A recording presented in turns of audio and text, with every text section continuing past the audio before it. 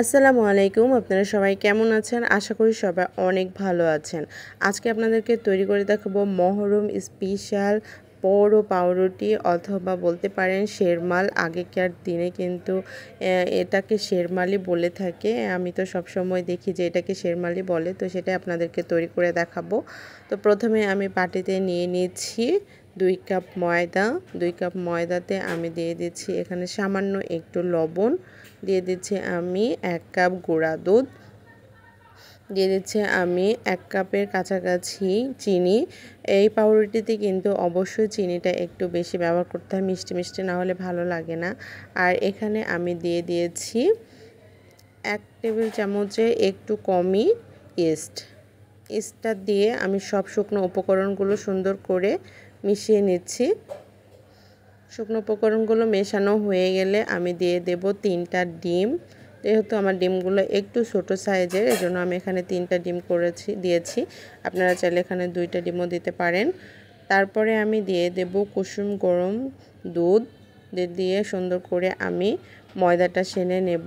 ময়দাটা একটু স্টিকি হবে, কিন্তু এটা কোনো সমস্যা নাই, এটা আস্তে আস্তে ঠিক হয়ে যাবে। আমি ওপর দিয়ে একটু তেল দিয়ে দিচ্ছি। তেলটা দিয়ে আমি এটা রেস্টে রেখে দেব 30 মিনিটের জন্য। 30 মিনিট বা 1 ঘন্টা রেস্টে রাখলে কিন্তু এনাফ। হাতে যদি সময় না থাকে তাহলে কিন্তু 15 থেকে 20 মিনিটও রেস্টে রাখলে হয়ে যাবে। একটু গরমে রাখবেন তাহলে হবে। তো এই যে 30 মিনিট পরে আমি সুন্দর করে দেখুন আমার কিন্তু ময়দাটা ফুলে কতটাও হয়ে গেছে। এবারে আমি ময়দাটা প্রথমে একটু আবারও মুথে নেব। ময়দাটা সুন্দর মতো স্মুথলি মুথে নেব। আর পাউরুটি বানানোর জন্য ময়দাটা একটু নরম নরমই করতে হয়, এতে করে কিন্তু পাউরুটিটা অনেক বেশি সফট হবে এবং সুন্দর নরম তুলতুলে হবে। খুব বেশি শক্ত করা যাবে না, হাতের সাথে একটু লেগে লেগে যেতে পারে, তবে এটা কোনো সমস্যা নেই। এখানে একটু ময়দা অথবা একটু তেল দিয়ে সুন্দর করে এটা মুথে নিয়ে নেবেন। সুন্দর মতো স্মুথলি মুথে নিতে হবে অবশ্যই। মুথে না নিলে সুন্দর মতো যদি ময়দাটা স্মুথ না হয় তাহলে কিন্তু হবে না। তো সুন্দর মতো কিন্তু আমি আবার মুথে নিয়েছি এবং ফোলাটা কমে আগের মতো অবস্থানে চলে গেছে। এবারে আমি সুন্দর করে একটা প্লেটে প্রথমে একটু তেল ব্রাশ করে নিয়েছি। সে প্লেটের মধ্যে আমি ময়দার ডোটা নিয়ে নিচ্ছি এবং চারিদিকে সুন্দর মতো ছড়িয়ে দিচ্ছি। তবে আপনারা যদি চান আলাদাভাবে কিন্তু এটা একটু বড় সাইজের রুটি করে নিয়েও আপনারা প্লেটের মধ্যে দিয়ে দিতে পারেন। আমি আর রুটি করার ঝামেলায় যাইনি, আমি জাস্ট প্লেটের মধ্যে সুন্দর করে ছড়িয়ে দিয়েছি। দিয়ে এটা আবারও 15 থেকে 20 মিনিটের মতো রেস্টে রেখেছিলাম। আর 15 থেকে 20 মিনিট রেস্টে রাখার পরে কিন্তু এটা আবারও ফুলে গেছে। তারপরে আমি একটা ডিমের সাদা অংশ সহকারে আমি নিয়েছি, তবে আপনারা অবশ্যই শুধু ডিমের কুসুম দেবেন। ডিমের কুসুমে কিন্তু কালারটা ব্রেডে সবসময় অনেক সুন্দর হয়। তো আমি এখানে ফেটিয়ে নিয়েছি ডিমটা ফেটিয়ে নিয়ে ওপর দিয়ে ব্রাশ করে দিচ্ছি। আর ওপর দিয়ে দিয়েছি ডেকোরেশনের জন্য সাদা তিল। এটা কিন্তু দেখতেও যতটা সুন্দর হয়, খেতেও বেশ কিন্তু মজাদার হয়। আমাদের বাসায় প্রত্যেকবার কিন্তু নিয়ে আসে, যেহেতু আমি বাসায় তৈরি করি।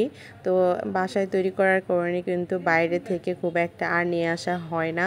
দেন ওপর দিয়ে দিচ্ছি বাদাম, আর দিয়ে দিচ্ছি আমি এখানে মোরব্বা। এই জিনিসগুলো কিন্তু না দিলে মনে হয় যেন এই ব্রেড স্বয়ংসম্পূর্ণই লাগে না। বাদাম, কিশমিশ যে কোনো সব কিছু দিয়ে আমি কিন্তু ডেকোরেশন করে নেবেন। আমি কিন্তু কিশমিশটা দিতে ভুলে গেছি, খাবার সময় মনে হচ্ছিল এত কিছু দিয়েছি কিন্তু কিশমিশটা একদম ভুলে গেছি। তো সব কিছু দিলে কিন্তু এটা খেতে ভালো লাগে। আর দেখার সৌন্দর্যের জন্য চেরি দিয়ে দিচ্ছি। চেরিটা কিন্তু খুবই লুকটা আকর্ষণ করে, তো অবশ্যই চেরিটা দেওয়ার চেষ্টা করবেন, দেখতে কিন্তু খুব মজার লাগে। এখন এই যে এটা আমি একটা বড় পাতিল নিয়ে নিয়েছি স্টিলের, তো পাতিলের সিলভারের। তো পাতিলের মধ্যে আমি প্রথমে একটু খাতার পেজ বিছিয়ে নিয়েছি, তারপর একটা বাটি দিয়ে দিয়েছি। একটু উঁচু হলে উপরের ঢাকনা থেকে তাপটা বেশ সুন্দর মতো যায় এবং কালারটা অনেক সুন্দর হয়। এটা আমার সময় লেগেছে 25 থেকে 30 মিনিট। 25 থেকে 30 মিনিটের মধ্যে কিন্তু আমার ব্রেডটা একদমই সুন্দর মতো সম্পূর্ণ হয়ে যাবে। আর চুলার হিটটা অবশ্যই মিডিয়াম টু লো হিট রাখতে হবে। হাই হিটে দিলে কিন্তু আপনার ব্রেডটা অবশ্যই হবে না এবং পুড়ে যাবে। যেহেতু অনেক মোটা হয় এই ব্রেডগুলো বা শেরমালগুলো, এজন্য কিন্তু অবশ্যই হিটটা লো হিটে রাখতে হবে, তাহলে সুন্দর মতো ব্রেডটা হয়ে যাবে এবং ওপর দিয়ে কালারটা অনেক সুন্দর হবে। ওই যে আমি হলুদ কুসুম এবং সাদা অংশটা একসঙ্গে মিক্সড করে দিয়েছিলাম, এজন্য কিন্তু কালারটা খুব একটা সুন্দর হয়নি, আফসোস। তবে তারপরেও কিন্তু দেখতে খারাপ হয়নি, মাশাআল্লাহ অনেক সুন্দর হয়েছে। আর আমার প্লেটটা হয়ে গেছিলো একটু ছোট। আমার প্লেটটা যদি আর একটু বড় হতো তাহলে কিন্তু আমার শেরমালটা আর একটু বড় হতো। তো যাই হোক, কিছু করার নাই, আমার কিন্তু হয়ে গেছে শেরমালটা। এখন শুধু কাট করে নিতে হবে এবং ফ্যামিলি ফ্রেন্ডসদের সাথে শেয়ার করতে হবে, তাহলে কিন্তু হয়ে যাবে। আর এটা মানে সকালের চায়ের সাথে বলুন, সন্ধ্যার চায়ের সাথে খুবই পারফেক্টলি একটা নাস্তা হয়ে যায়, যেটা আমাদের বাসায় খুবই এই মহরমে পছন্দ করে থাকে। অন্যান্য সময় পছন্দ করে থাকে, তবে মহরমে প্রত্যেক বছর আমি এই রেসিপিটা অবশ্যই করেই থাকি। আশা করি আপনাদের এই রেসিপিটিও অনেক বেশি ভালো লেগেছে। সবার যদি ভালো লেগে থাকে অবশ্যই আমার চ্যানেলটি সাবস্ক্রাইব করবেন এবং পেজটি ফলো করবেন। আর যেন আপনাদের এই রেসিপিটি হারিয়ে না যায়, এজন্য কিন্তু পরিবার পরিজনদের সাথে শেয়ার করতে পারেন। তো সবাই ভালো থাকবেন, সুস্থ থাকবেন এবং আমার জন্য দোয়া করবেন। আল্লাহ হাফিজ, আসসালামু আলাইকুম।